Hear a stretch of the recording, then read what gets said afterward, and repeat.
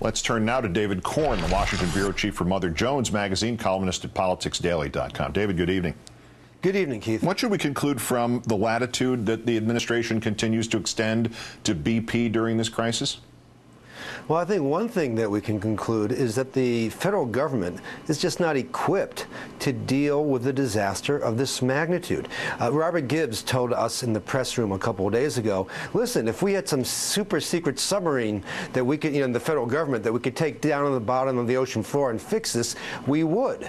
This is, as you've noted already, a problem of regulatory laxness in administrations past. The whole point is, this is where that phrase, an ounce of prevention is worth a pound of cure. The federal government's responsibility is to make sure that corporations, if they're going to engage in these endeavors, do it responsibly and correctly. But as we know, the regulations for offshore drilling have not been changed since 1978, and so the regulations that were written to basically govern drilling a couple miles out and a couple hundred feet of water have nothing to do with what happens when you get 42 miles out and you go a mile deep.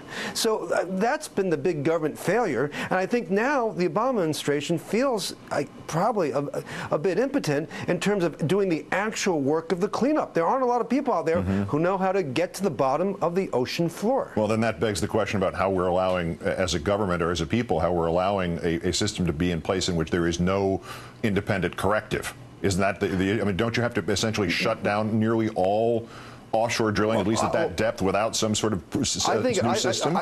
Yeah, I think at this point in time, you have to shut it down, and you have to say, listen, you guys out there who are doing this drilling, do you have any idea how to handle this problem, or what I like to see in any review, the other 10, 20, 30, 40, 50 problems of this type that could also go wrong in an operation of this sort? It's quite clear that MMS, never thought along those lines, and you had, this happened through Republican and Democratic administrations. It was Clinton years, the Bush years, the Reagan years, and now it's Obama's responsibility as he tries to, do whatever he can to force BP or anybody else to do the cleanup to make sure that we're not put into this position again. But once again, you just hit another key here. BP forced to do the cleanup. This is a company. This is not like a company that just had a really bad bit of luck for the first time in its history. There's a criminal history here. It goes from price manipulation to the safety violations in and after Texas City, which we're showing here, the refinery fire there. Can you think of another set of circumstances in which the criminals get to clean up after and investigate what might turn out to be their latest crime? I mean, how often do we let the murderers draw the chalk lines around their own victims?